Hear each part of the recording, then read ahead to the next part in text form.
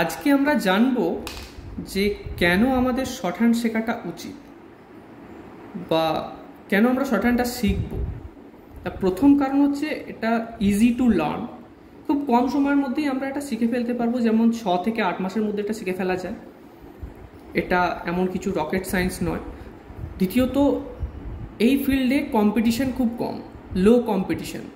আমরা গভর্নমেন্ট জবের যে সমস্ত অন্যান্য সার্ভিসের পরীক্ষাগুলো দেখব সেক্ষেত্রে অনেক কম্পিটিশন আছে, কিন্তু এই ফিল্ডে কম্পিটিশন কম্পারেটিভলি অনেকটাই কম।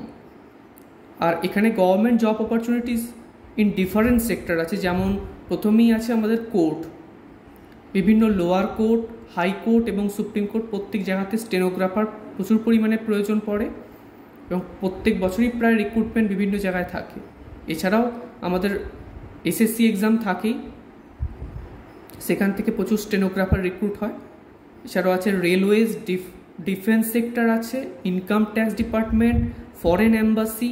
এখানে আপনারা ফরেন সার্ভিসে যারা আছেন যে সমস্ত অফিসার তাদের স্টেনোগ্রাফার হয়ে থাকতে পারবেন। Legislative assembly, parliament and many more. এছাড়াও অনেক সেক্টর আছে যেখানে আমাদের স্টেনোগ্রাফার নিয়োগ হয়। রেগুলার বেসিসে তো কোর্টে আর আমাদের এসএসসি এক্সাম প্রত্যেক বছরই হয়।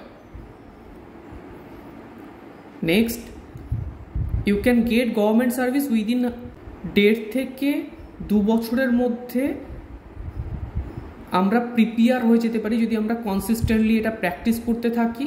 আমাদের স্পিড যদি 80 থেকে 100 থাকে পার মিনিট, তাহলে সেক্ষেত্রে আমরা আরামসেই যে কোনো সার্ভিস ক্র্যাক করে দিতে পারবো। তবে কনসিস্টেন্সিটা খুব গুরুত্বপূর্ণ। আমি এটা বলবো না শুধুমাত্র শিখে নিলেই শর্ট হ্যান্ড সে সার্ভিস পেয়ে যাবে। ওটার প্রতি কনসিস্টেন্টলি যদি আমরা প্র্যাকটিস চালিয়ে যেতে পারি তাহলে খুব সহজেই 1.5 থেকে 2 বছরের মধ্যে আমরা সার্ভিস পেয়ে যেতে পারি। ধন্যবাদ।